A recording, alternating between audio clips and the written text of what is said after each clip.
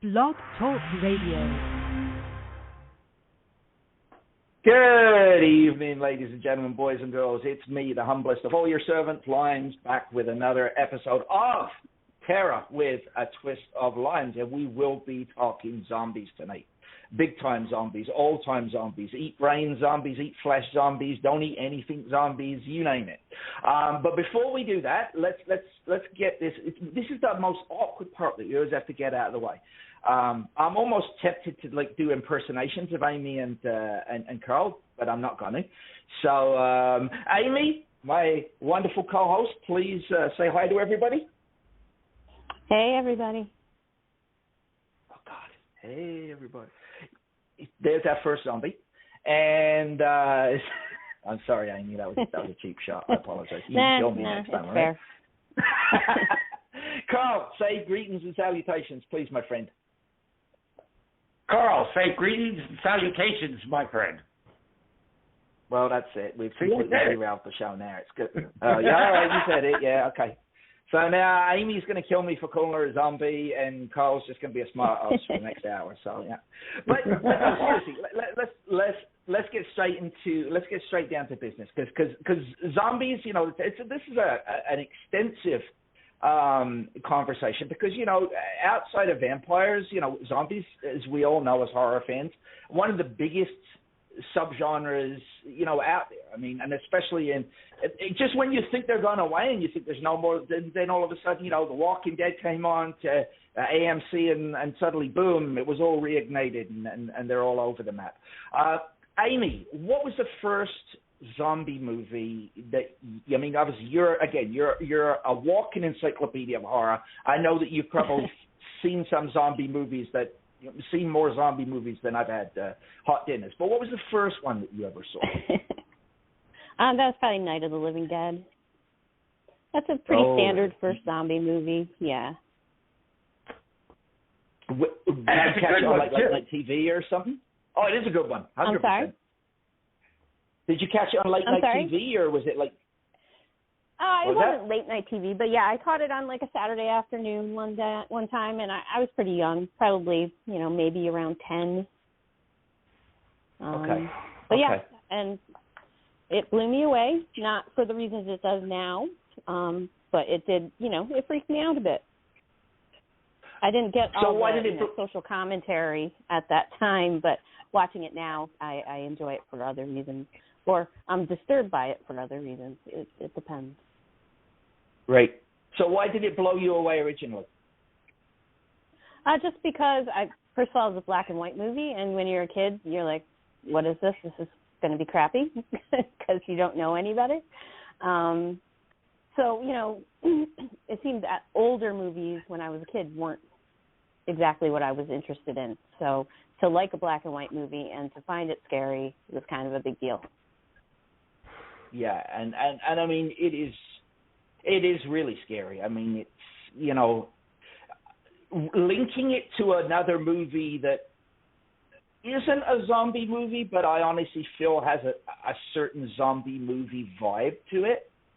Assault on Precinct 13. I feel like that there's a through line with that same sort of siege situation. You know, like said in this, you've got the cops in the station, but I almost feel like because you have no connection with the gang members and they're basically silent. That I almost feel that Assault on Precinct 13 plays out like a zombie movie and takes some inspiration from Romero has said, and both Carpenter have said that their Carpenter particularly said that it was basically based on Night of the Living Dead and Rio Bravo. Okay, it's Rio Bravo. Yeah. Sorry, Cole, did I cut you off there?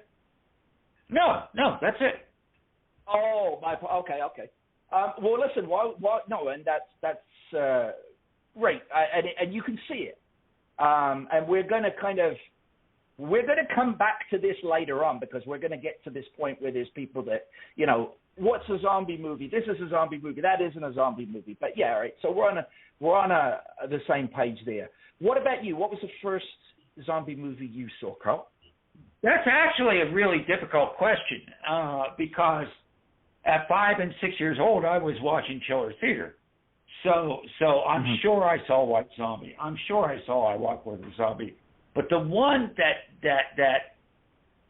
just hit me really, really hard that I remember, the first one I truly remember seeing, is Plague of the Zombies, which is the 1967 John Gilling film produced by Hammer. And that is just an incredible old school zombie movie. And of course, I've seen White Zombie and I've walked with a zombie many times since. So you know, it's the old school before Romero that I saw. Of course, I am the old dude of this group. You know, I have my walker and all that sort of shit. So, but yeah, that would be the one that really hit.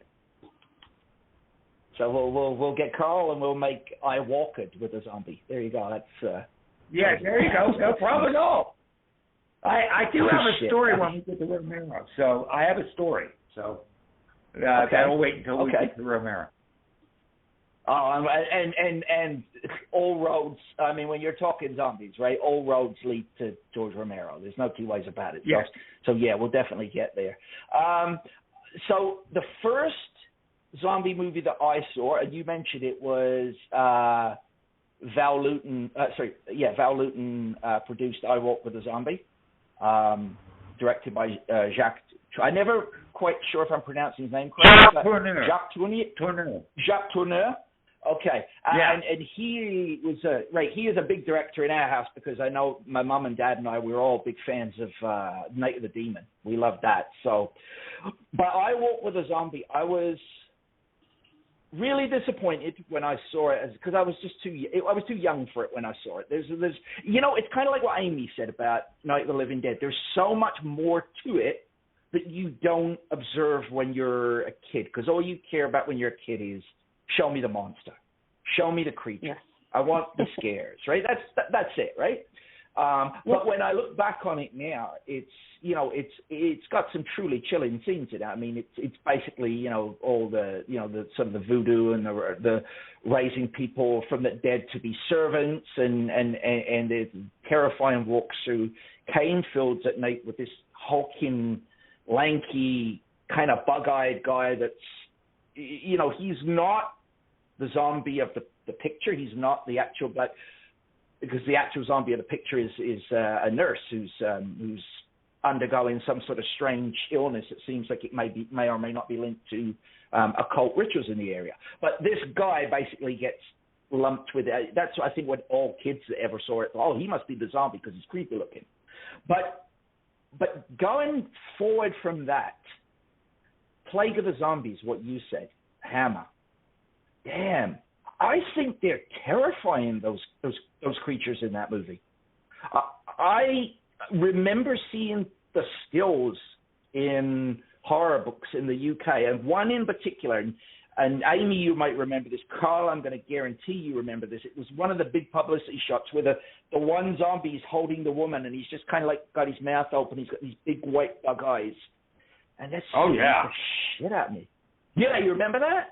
But absolutely.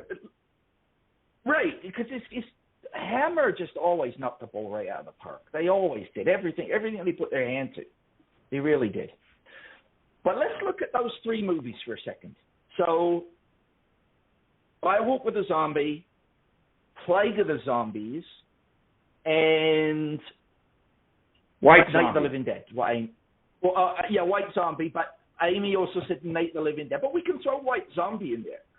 But, guys, what do we notice specifically about the zombies in each of those films? Go.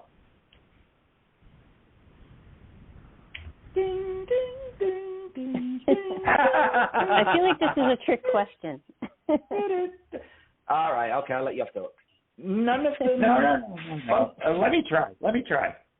Go on. So the early ones before Night of the Living Dead were basically, it was voodoo. It was set in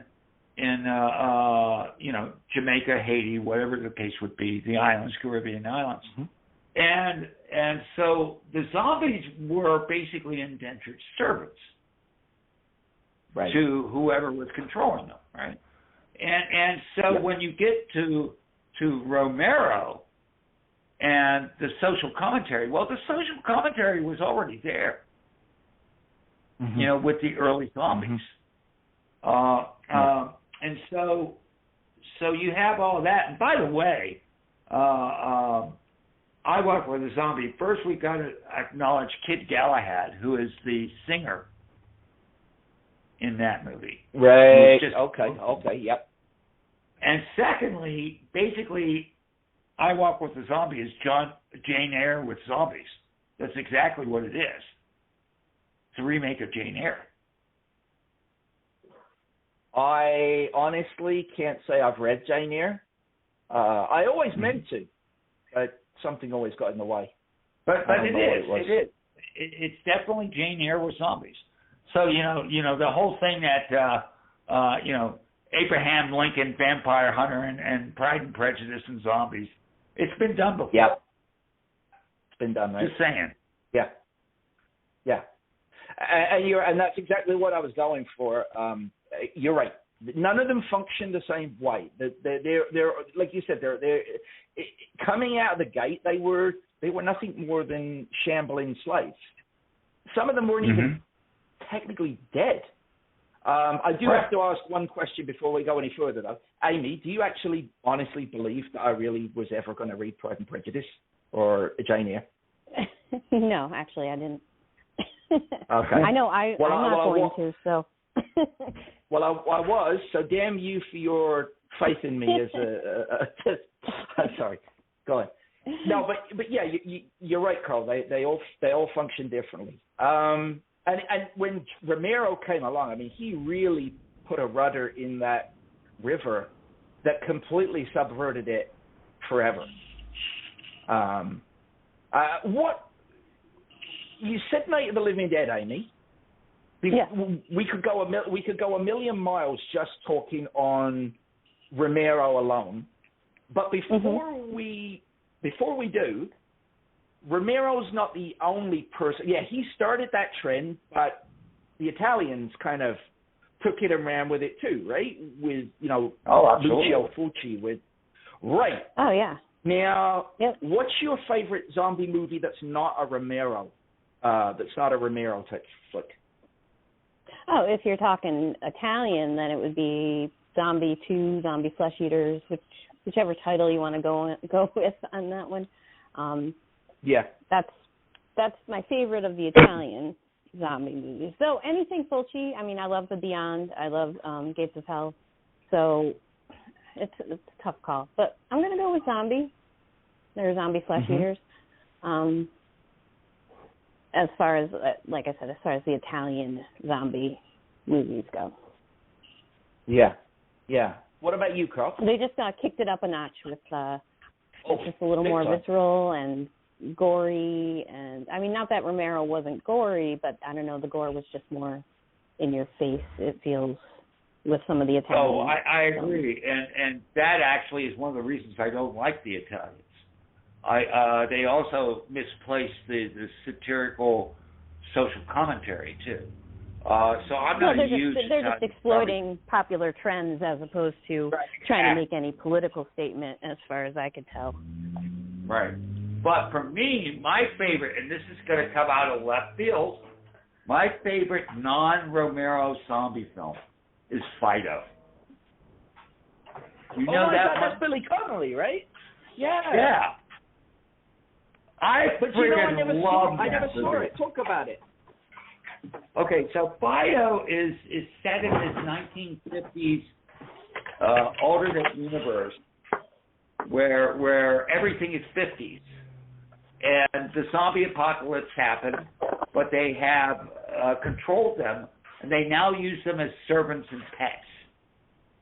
And Billy Connolly is one of those, and it is such a satirical jab at 50s culture and the way that people think, and it is not only is it hysterical, it's fucking brilliant. Carrie Ann Moss is the mother, and she falls for Billy Connolly, who is a zombie. Okay. Also in there is Tim Blake Nelson, who has a rather unique relationship with a female zombie and leather. Let's just put it that way. It is, without a doubt, bonkers. It's funny, and it's actually pretty heart-rending, too, at the end. So it really does its job well, and I like it a lot. So to anyone who has not seen it, recommend it highly. Go see Fido. Big time. It was one I always meant to watch, but it feels like it sort of disappeared a little bit. Like is there any way you can? Do you know if it's streaming anywhere at the moment, or? What? I'm going to look. I was just gifted with Amazon Prime, so let me look while you're at it. Okay, so keep going, and I'll get to Amazon Prime here in a second. Yeah, okay.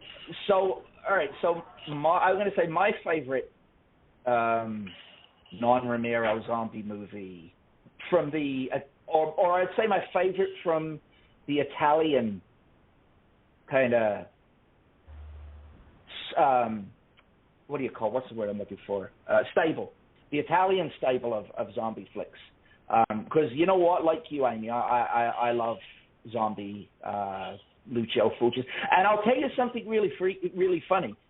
When that movie came out on VHS in the UK, I watched that with my mum and dad first. And I saw Dawn of the Dead after. And I actually thought that I thought that Dawn of the Dead was a follow-up to Zombie, because if you remember kind of at the end, when they're all going across the Manhattan Bridge or whatever it is there, marching into New York City, that to me, that sort of cliffhanger ended. Then when I go into Dawn of the Dead and it starts with, Galen Ross, Fran in the, in the station there, and they got I thought that was basically picking up the thread of where the zombies had started to overrun. I could see that. Right, and I obviously didn't know any better at that point. I was just a kid. I was like 11 or whatever the heck I was, right? But I love, and it goes under many different names. And I saw it as the Living Dead in Manchester Morgue. Oh, and yeah.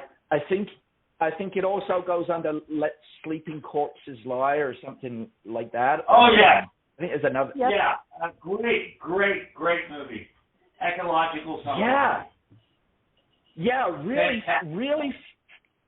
really fucking creepy too. Like I remember me and my dad watching that and being like, whoa. And I think that's one of the only zombie movies I've seen where they actually try to kind of like nail down what it is that's causing them to rise. I mean, they pretty much make it apparent that it's that machine that's, I know it's to scare off the, critters or birds or whatever, but it's letting out radiation, and they pretty much identify that that's what's making these things rise. Because I don't know, you tell me, Amy, is there another film where they actually give you I mean, I know they throw things out there in Night of the Living Dead. They talk about this space probe that's come down and, yada, yada, yada. But they never really nail it down. Have you ever seen another zombie film where they actually say, yes, this is what's causing the dead to rise? And I'm not talking about 28 Days Later, because obviously that's the rage virus. But zombies as in the rising dead. Have you seen one where they kind of define why they're rising again? Well, I mean, didn't they kind of touch on that in The Walking Dead? It was something viral, and I mean, I haven't watched The Walking Dead in so long, but I remember vaguely them trying to explain it away as a kind of virus that kind of kicks in after you die. Like, you're already infected, and then you die, and it kind of kicks in. I could be making that up, but I feel like I remember some storyline like that in The Walking Dead. Am I way off course here? Yeah, there was that in like I think it was the season 1 finale where they go to the centers of disease control, and they find that dude that's kind of batting down the hatches in there, and I think his wife got taken over. There was something about there was definitely some mention of Varl in there. I'm just wondering, movie-wise, whenever you see like the movies, they never ever, they're just like the dead are rising, the end, except it. And I just wondered if there was one. Well, I mean, in Zombie 2, Zombie Flesh Eaters, whatever, Full Cheese Zombie, that's kind of taken back to voodoo. So. Was it voodoo in that one? It's so many years since I've seen it. Yeah. So, I mean, that's the cause of that one. So it goes back to the old school. It's kind of a mix of the old school zombies and the new school zombies in that one. But I'm pretty sure it's voodoo that kicks in the zombie epidemic in that one. Yeah, I might throw that on Shudder tonight. I haven't watched that in so long, and I know I found the zombies really fuck. I think the Italians really did great zombies. I think they really, really creeped them up.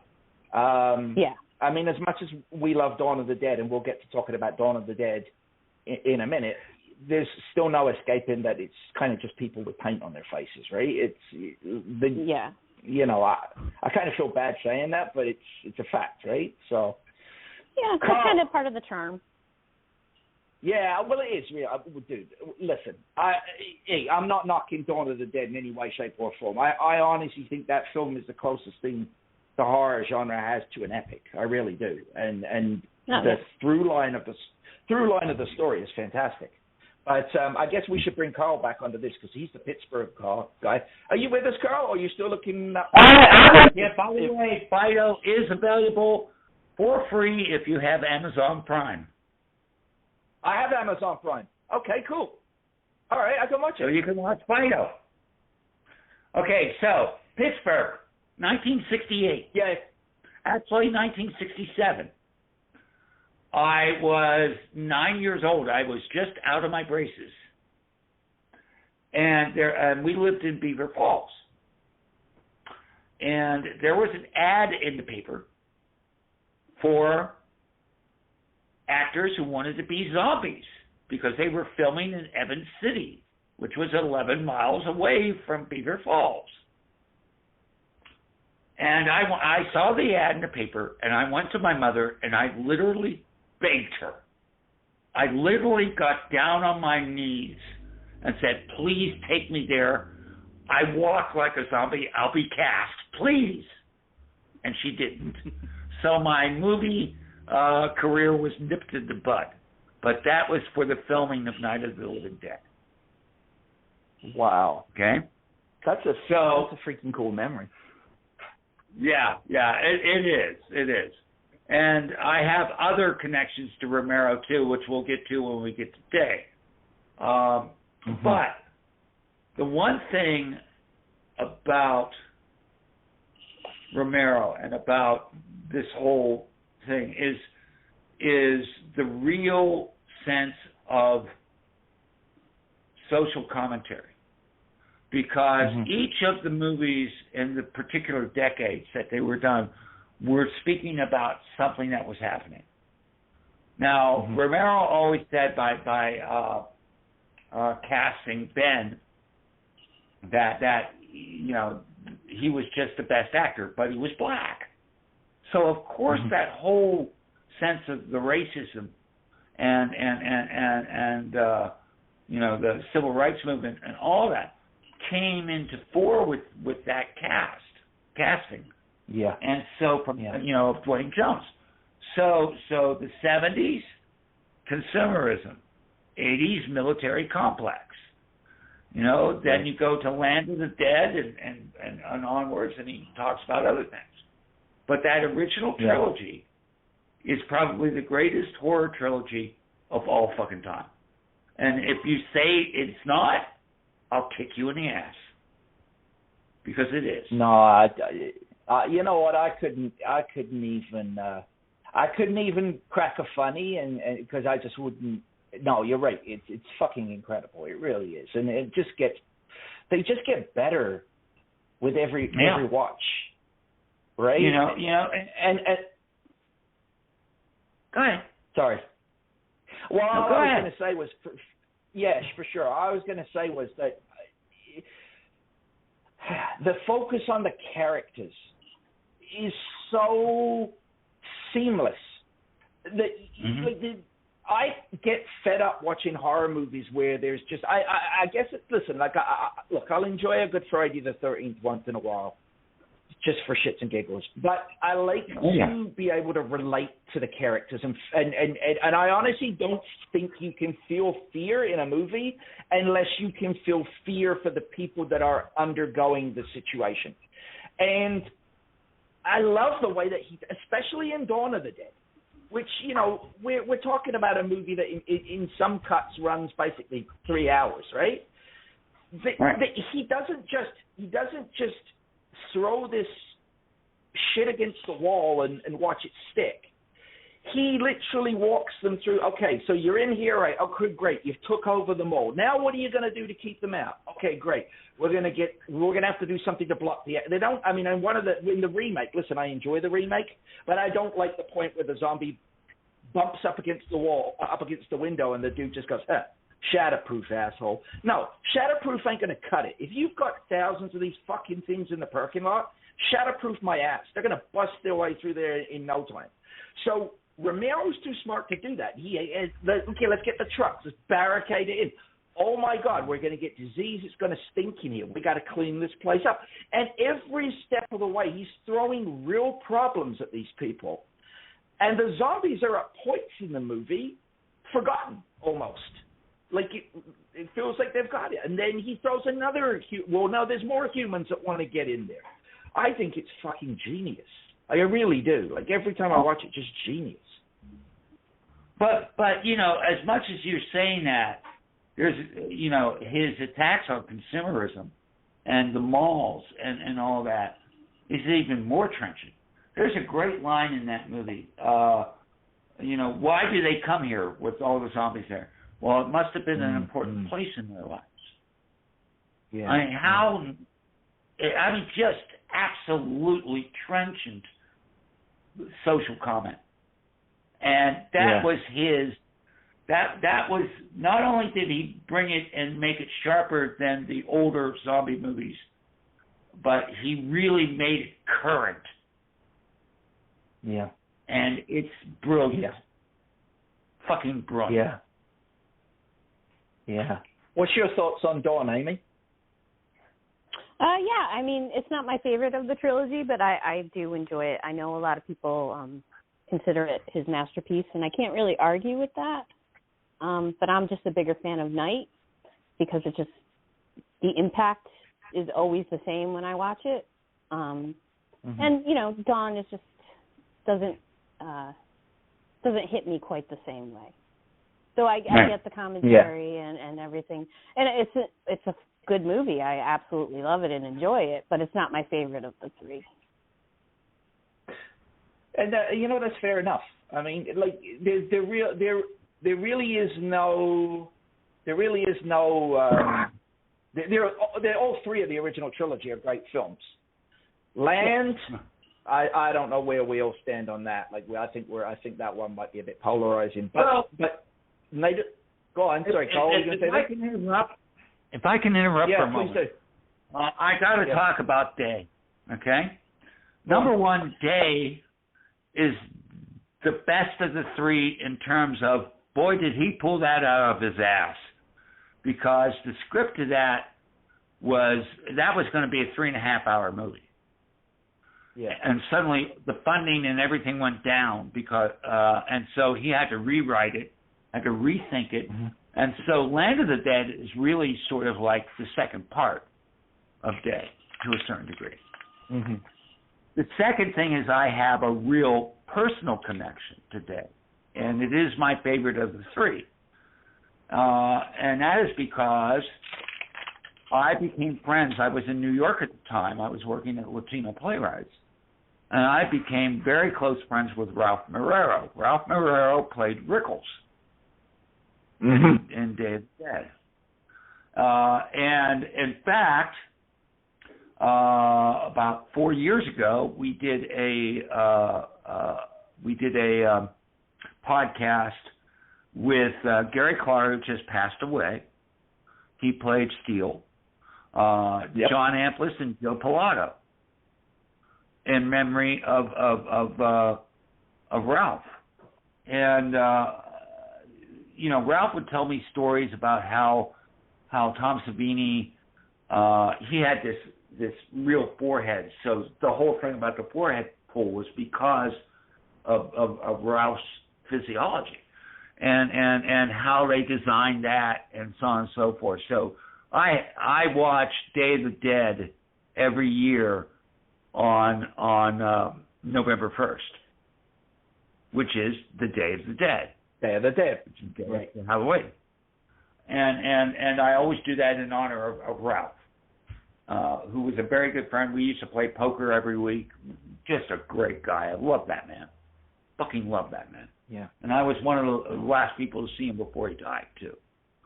He died in a car wreck in Albuquerque. He was going to go do a film out that way, and he got into a car wreck. Oh, jeez. No. But yeah.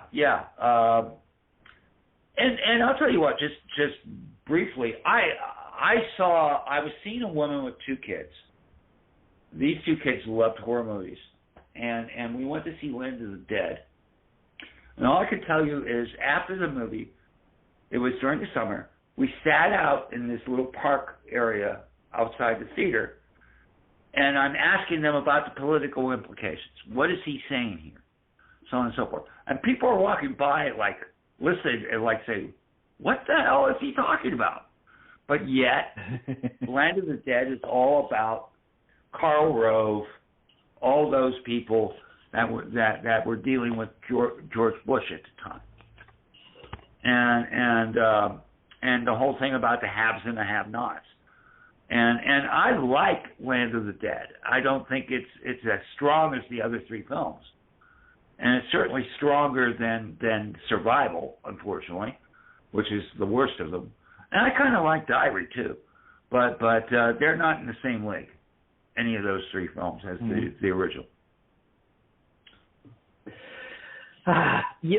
Look, I got stuff I want to say about Day of the Dead. I'm sure Amy's got stuff I want to say about Day of the Dead. But I'm going to give you, because you've kind of took us to land there for a second. Here's my problem, and I got some connections with that movie as well, because I have a good friend that built the props and did the leather work on that. And we went and see it together, and every 5 minutes he's saying, "Oh, look, I built that. I did that. Oh, I built the gun that what's his face? John Leguizamo. You're right. I created that. I did that, right? And that's cool. And I don't take that away from anyone. But when I don't know, man. When I watch Land, there's just things in it that when I talk about like Dawn of the Dead, how meticulous it was, the storytelling. There's shit in Land of the Dead that just doesn't make any ounce of fucking sense. Like, John Leguizamo's holding the city to ransom for money? What the fuck's he gonna do with it? When what's he gonna go to Walgreens or something? Like I don't get it. He's waiting there, for them to deliver fucking money across the river? Where are you gonna spend it? It's not worth anything anymore. And then you've got this wonderful piece of technology. The Dead, is it the Dead Rising, that tank that's called? That we're told, oh my God, it can do this, it can level this, it can do the other thing. And all we fucking see is it shoot fireworks. Like, fuck. That really pissed me off. Sorry, I'm getting into a rant, Carl. I apologize. No, by all means. By all means. Go right ahead. It grates my fucking cheese. I wanted to see that fucking thing blow shit up. Like, big. Really fucking big. And we never got it. We got fireworks. And I don't know. That shit really bothered. There was just things in it that just really.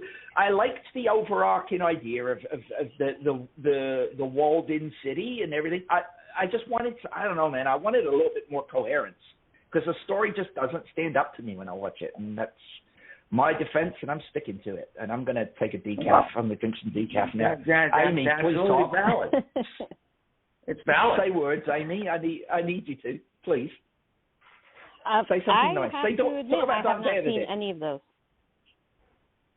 You haven't seen Land of the Dead? I haven't seen Land. I haven't seen Survival. I haven't seen Diary. I just haven't gotten around to them yet. Okay. So, yeah, that's my confession for this week. Okay. That shocks the shit out of me. I got to tell you that. That really does, because you're such a hardcore zombie person. Wow. I guess you should listen. Make your own mind. So I'm trying to watch them all, but some just slip through. Okay, so forget what I said. Make your own mind up on that one. But give us your thoughts. Give us your thoughts on Day, because I know you're a fan of Day, right? Yeah, of course I'm a fan of Day. I don't know. It's probably the most fun out of the three for me. Where I feel like it's I mean, not that it's tongue in cheek or anything, but it's just a little more. It's actually a little grittier and meaner than the others. But so I don't know where I'm going with. But I just find it's more fun to watch than Dawn or Night. I can tell you exactly why. I think a lot of that is Joe Pilato. Yeah, and his performance just outdoes everybody. So I with just the love exception watching of Richard him and his character. With the exception of Liberty, who plays the Doc, who I love. Yeah, I mean he's great too. And then but there's I mean, Pilato Bob. has all the great lines, and it's just it's just a lot of fun. Well, Bub too. Howard Sherman does such a great job as Bub. Best zombie ever. Period. Yeah, but there's one man running that fucking monkey farm, and that is Joe Pilato. Oh my God! Let me tell you a story about Joe. Yeah, let me tell you a story about Joe, because we had him on the podcast, and I'll post it. I'll get that podcast and post it in the messages, in the comments. But so my ex-wife was on the show too. Vicky was on the show, and of course he's hitting on Vicky like crazy. Okay, not only that, every 5 minutes, this about, oh, shut the fuck up, Carl. We don't want to hear it. Fuck you. And then the funny thing is, I talked to him about 3 or 4 times after the podcast. He would call me occasionally. And Joe would just, the first words out of the, fuck you, Carl. I loved him. Oh, I love that man. Absolutely fucking adored Joe Pilato. Oh God, that's nice to hear. Because I would have loved to have met that guy, man. He fucking rules that film. Like he rules it. Yeah. Like, it's just. I think when we were talking to John Amplis, and I asked him about and he said that just like he was like a freaking like untamed tiger on the set. Like he just brought energy for everyone. Oh, God, I'd have loved you to. Listen, I love. I'm going to throw in here and say that you said Day is your favorite, Carl, right? Am I correct there? Did I get that right? Yeah, and it's personal. For me, it's personal because of all my connections with the cast. Well, I don't have the same personal connections, but I got to tell you, it's a toss up for me on a.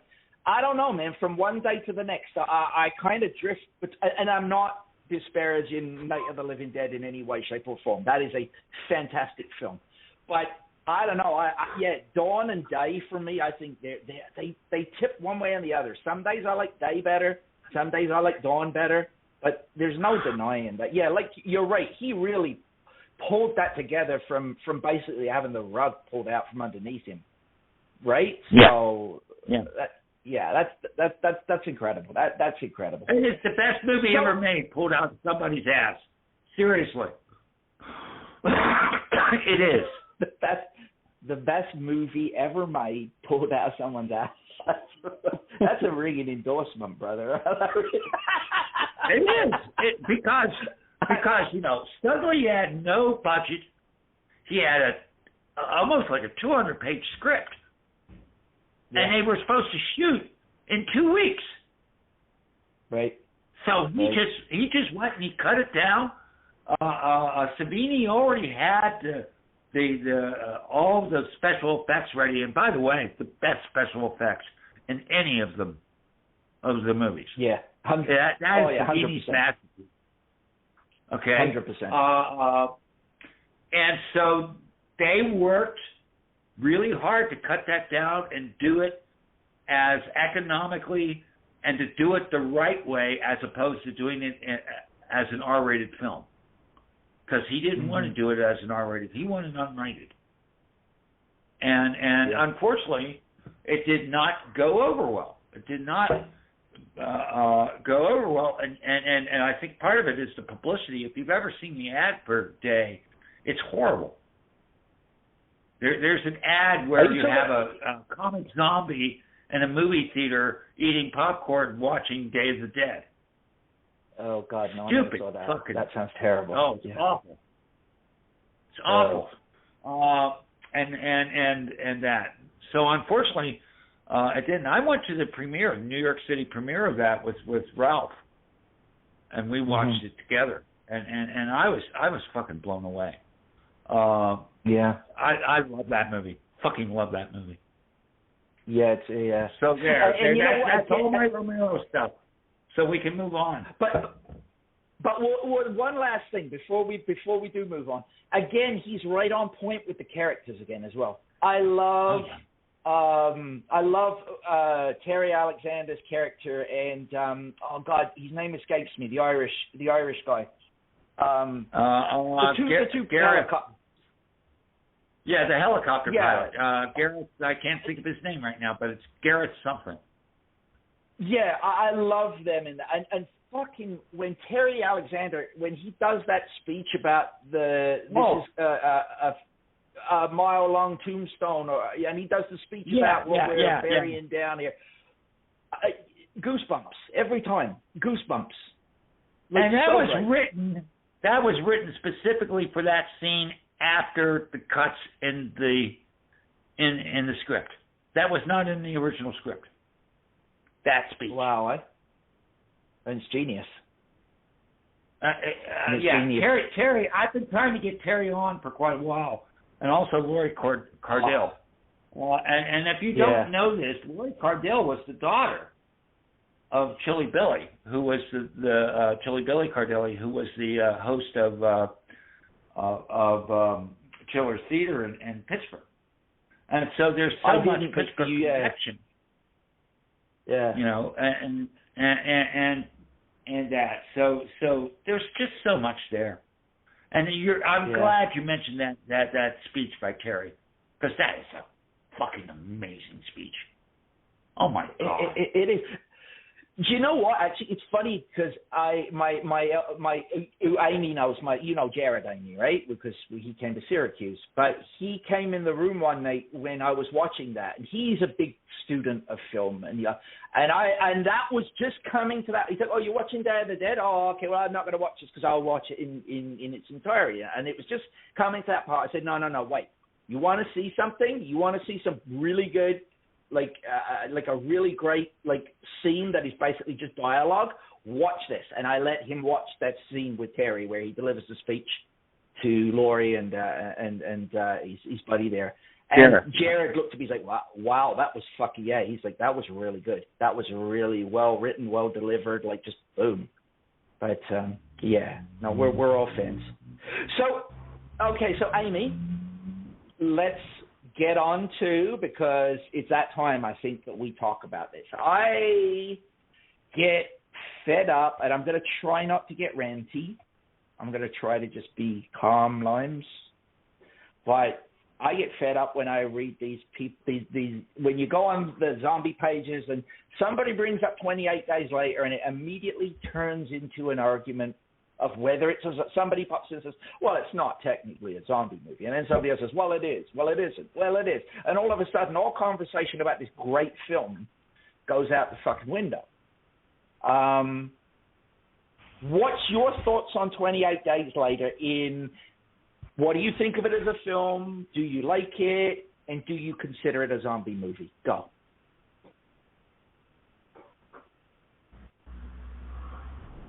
Amy? We lost Amy. Is there an Amy in the house? Amy? Amy! Still connected. Oh, Stay I'm here. alive. Sorry. I will Sorry. find you. I'm chatting away You just deprived me of it. I was going to do the Daniel Day-Lewis scene from Last of the Mohicans here, to Stay Alive, I will find you, and you came back, so I don't need to find you now. 28 Days Later, Amy, what do you think of it? Do you like it, and do you find it a zombie movie? Give us your thoughts. Well, I guess it all comes down to what do you think constitutes a zombie. For me, it has to be, dead, then reanimated, and then eating flesh. So to me, that's a zombie. So as far as 28 Days Later, technically it doesn't do that. They don't die, they're alive and just get infected with a virus. Are they zombie-like? Yeah, absolutely. Is it a great movie? Sure. I love it. It's awesome. And I guess I can go either way on it, but for my definition of a zombie, they're not zombies. Does that make any sense? Yep. It makes sense from as Obi-Wan Kenobi says, from a certain point of view. What about you, Carl? Where do you sit on this? Okay, and before you do, that I am also. Go ahead, Amy. Finish up. Oh no, I wasn't talking. Go ahead. No, she was somebody. Oh, okay.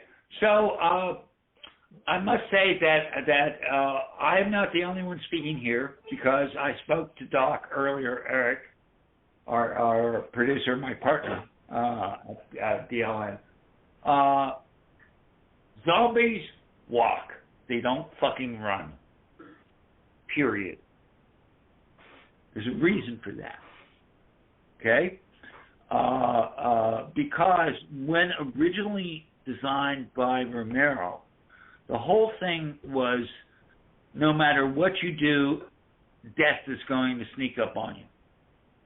And all this is going to happen no matter what. It doesn't run up and kill you. It just sort of seeps into the whole area and so on and so forth. And that was sort of like the analogy of the slow walking zombies. Now, 28 Days Later is a wonderful film, and I recommend it highly. And I love Brendan Gleeson in it, and I cry every time he fucking dies. Okay? It's a great film. But it's a virus film. Viral films, particularly if they have fast zombies, are not zombie films. They're virus films. And that's okay. Are they zombie-like? I'm with Amy. Of course they are. But no, it's not a zombie movie. It's a virus movie. Okay. So that's the way I look at it. But for me, the main delineation will always be fast versus slow. I'm in the slow. They have to be slow for me to be zombies. Okay. You have both put forward very wonderful and articulate cases. But alas, the burden falls upon me to explain to you why it is a fucking zombie movie. And I'm going to try.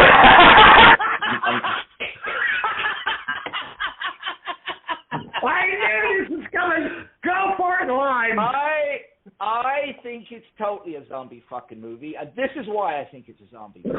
Because fast versus slow, flesh-eaten versus not flesh. Amy says zombies should be flesh-eaten and dead. Okay. When zombies were originally, when there was reports that these things were actually, when they actually, came into, that there were, that started saying, that these things were wandering around on Haiti. And Wade Davis went out there, the anthropologist, and found that those things were just, it was the pufferfish, what is it, tetrodotoxin that they use? Where basically, right.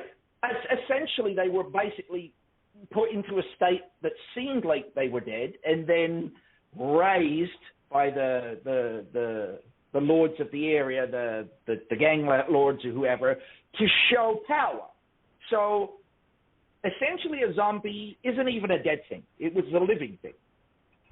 Going back to I Walk with a Zombie and White Zombie and Plague of Zombies, zombies didn't touch flesh. They didn't touch brains long time ago.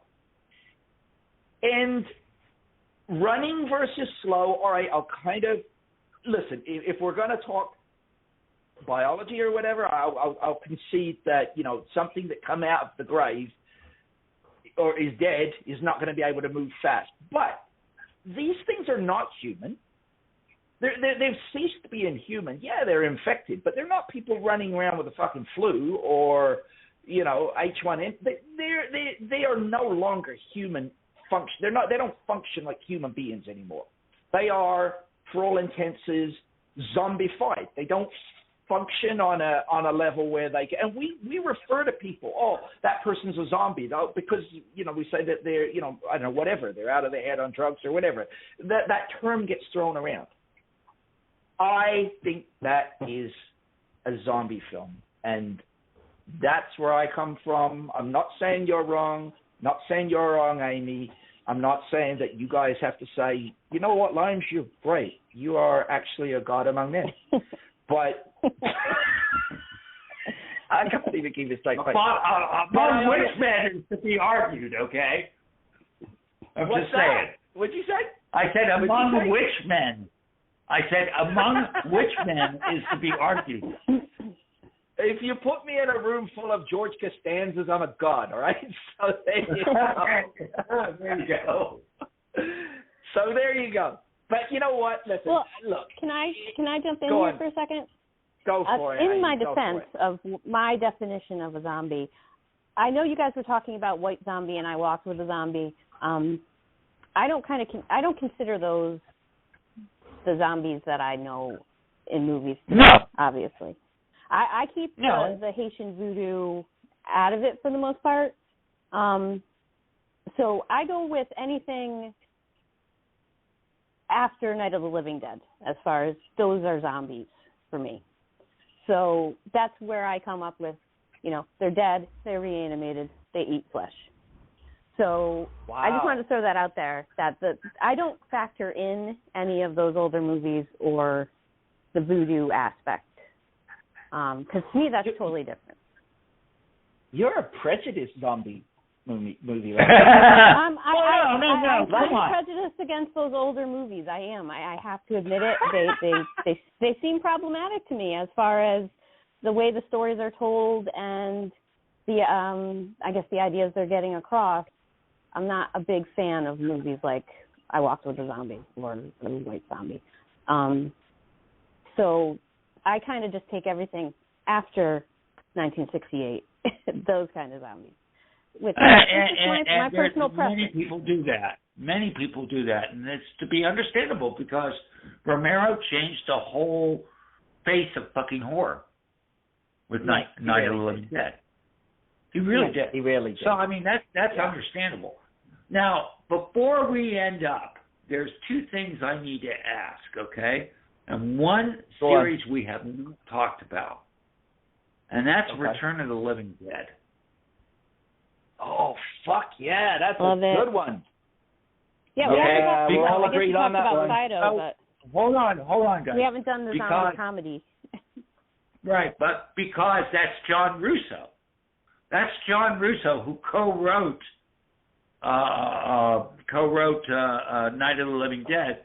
He then made a sequel in a novel, which actually is pretty awful.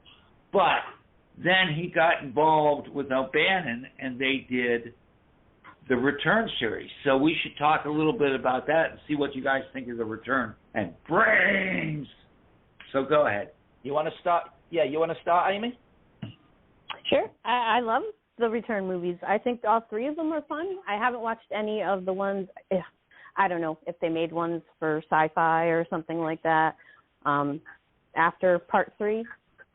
But yeah, I watch Return of the Living Dead every July 3rd because that's when it takes place, and I'm a dork like that. But yeah, I love zombie comedies. I love everything about that movie is fun, from the overacting to the chemistry between James Caan and Tom Matthews. Like, everything is great. It's such a good time. It always makes me laugh, and yeah, it's probably the perfect zombie comedy for me. And plus the soundtrack is awesome. You know what, Carl? I'm kind of glad you brought this one up, because I feel like now we're going out on a position of unity, because like I'm with Amy all the way. I love it. I listen. I haven't seen the third one. That's the one with I think that's the one with the reanimated girl, right? Yeah, it's actually kind of a sweet movie.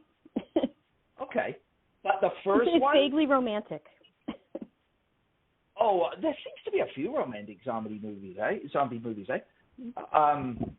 Cold. What was it? Cold. What was that other one that came out just a couple of years back? Cold. Oh God. Warm Bodies. Cold Blood. Warm Bodies. Yeah, I saw it too. It was okay. It wasn't great. Yeah, but it was kind of romantic as well. But yeah, extremely romantic. Return of the Living Dead. I got to throw my piece in this as well. Yeah, I think some of the genius in that was putting the young actors with the old pros like Hugh Gallagher and James Caan. Like the dynamic is so, like, it's one of the funniest lines for me in that movie that absolutely cripples me every time is when he's like, I'm calling the guy, the funeral guy, guys. I'm calling the police or whatever. He picks up the phone and he's trying to dial, and then they're like, what's the matter with the phone? Dead. And then the rock track starts playing. I die every time. It's such a sharp line in there. Dead. Like, yeah, love it. Oh man, and Tom Matthews is it? Am I getting there? Is it Tom Matthews that was in there? Yeah. Yeah. He was pretty fucking cool in that. So he was a cool cat in that. Yeah, I liked it. Yes. And it's fun that they came back to part 2 and did a different story as different characters. And it's still fun. Well, not as good as the first one, but it's still a lot of fun. They still have that chemistry. I'm not as on board with Return as you guys. Though I gotta say, I've only seen the first one. But I gotta say, I love the punk rock ethic to it. I truly do. Yeah. And Linnea Quigley is just awesome. Okay, and you all know what I'm talking about. But you're also right about. I didn't see anything. Okay, but also Hugh Gallagher and James Caan and Atkins, you know, they raised that movie up quite a bit. But I found it. I was a Romero snob at the time when I saw it, and I thought Russo sort of just shit to bed, making it a comedy. And so, but my opinion has risen over the years quite a bit. So it's definitely serviceable, and it's certainly watchable, no question. But not one of my favorites. One other thing I need to talk about before we get into house cleaning is, what are your thoughts on The Walking Dead or other TV shows that are zombie shows? Who are you directing this at, me or Amy? Both. So go ahead. Okay. You want to go first, Amy? Do you want to go first, or do you want me to go first? I actually haven't watched The Walking Dead for years, so. Okay. And why? Just wondering. I got too far behind, and then it just seemed insurmountable for me to catch up. Does that make any sense? I was behind so many episodes, and I was just like, I just can't. So there wasn't anything that happened that made me stop watching it, but the fact that I didn't get caught up, I guess, means that maybe I was kind of bored with the story. Mm-hmm. Okay. Okay. So I loved Walking Dead when it started, and followed it religiously for seasons and seasons and seasons, and followed the plot line through. Then I kind of got a little turned off in the later seasons, and I stopped watching. But oddly enough, 2 weeks ago, I picked up where I left off, and it's really what I'm watching right now. I've just finished season 8, and I got season 9 and season 10 to watch. It's reminding me what I love about it. But before you get into the zombie aspect, I find that the zombies are just a MacGuffin. It's a story about us. It could be anything. It could be a nuclear disaster. It could be a pandemic that's wiped out. Like, the zombies are they're just a MacGuffin. The story is about how humanity treats humanity when civilization breaks down, and that's what I love about it. And that's my thoughts, Carl. Okay. Well, they wanted Romero to direct a couple episodes, and Romero basically said what exactly I say about it. It's a goddamn soap opera with zombies. I'm not a fan. But I will tell you, there is one zombie show out there that is fucking amazing. And if you have not seen it, you got to. And that is Z Nation. That's the sci-fi one, right? The Sci-Fi Channel one. Yeah, right. I couldn't get into that one. I tried a couple times, and I think it was too silly for me, maybe, or I don't know. It certainly has its silly side. I mean, when they're in Wisconsin and there's a giant wheel of cheese that they take off and it kills zombies as it's rolling down the hill, which I thought was fucking amazing. But yeah, it gets to be silly. But also, I find that show to be really interesting because it takes the zombie things in areas as you follow the seasons, and it's 5 seasons. Takes it into territory you've never seen in zombies before. And such as one of the main characters is set up right at the beginning of the series, where they're doing experiments on trying, and the zombies are attacking this medical facility. And right as he gets injected with the serum, the zombies attack him,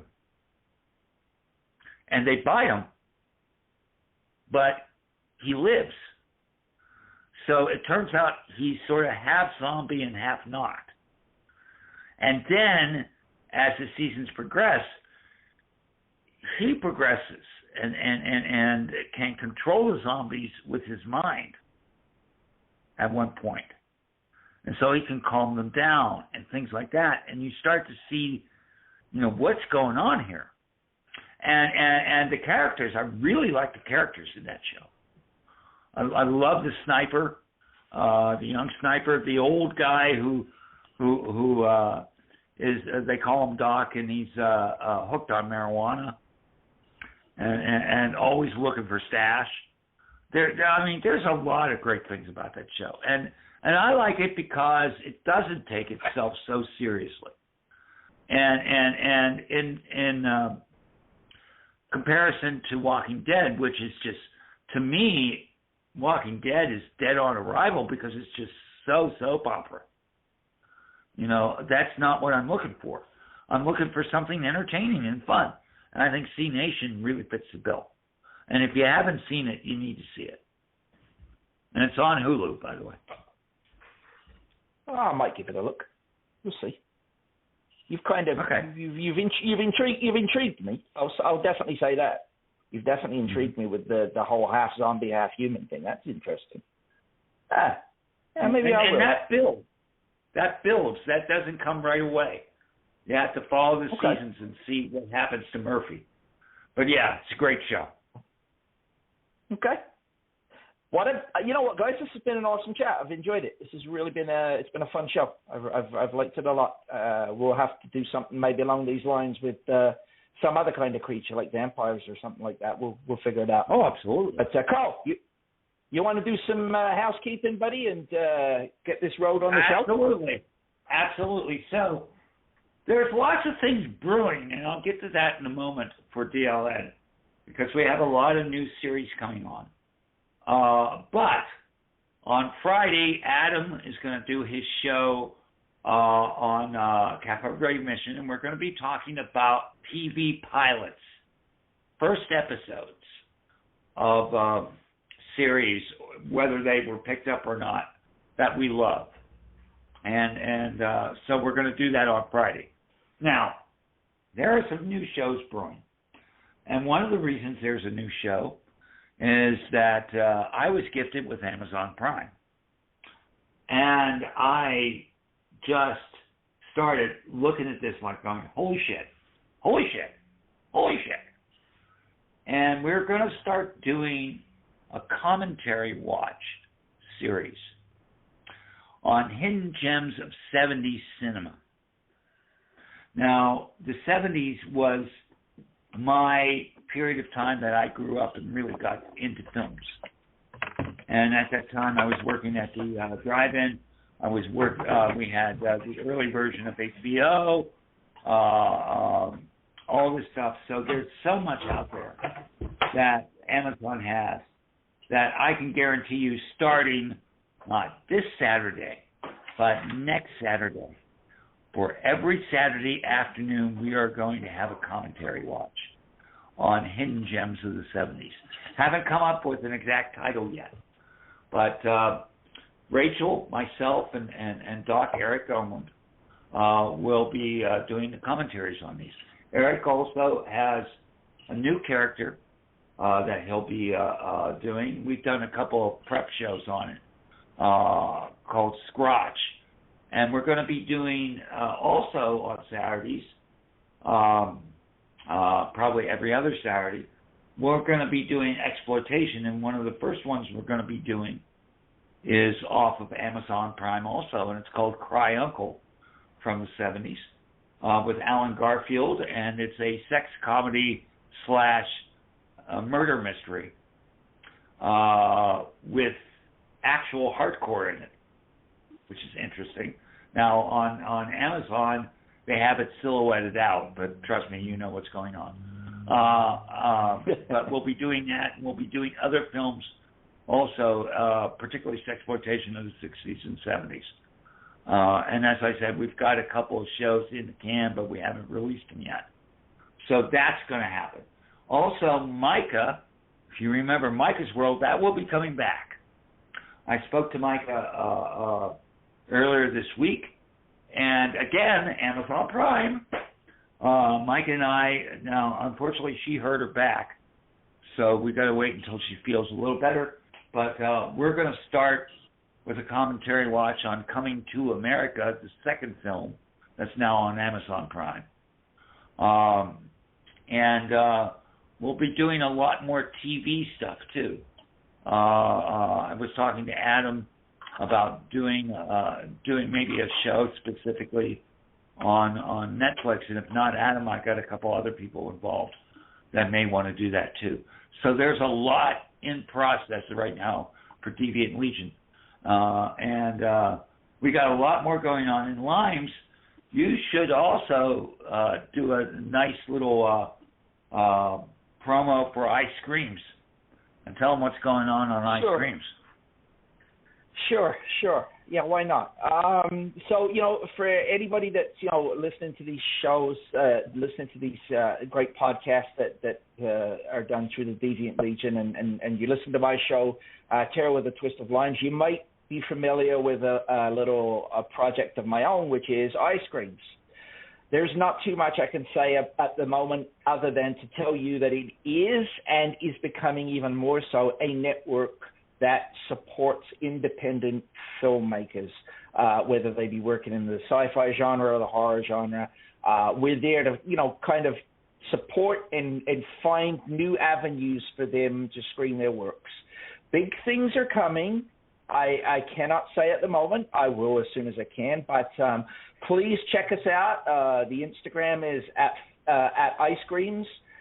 We're on Twitter as Ice Creams. We're on Facebook as Ice Creams. And the YouTube channel is Ice Creams. And let me clarify, that is ISCREEMZ.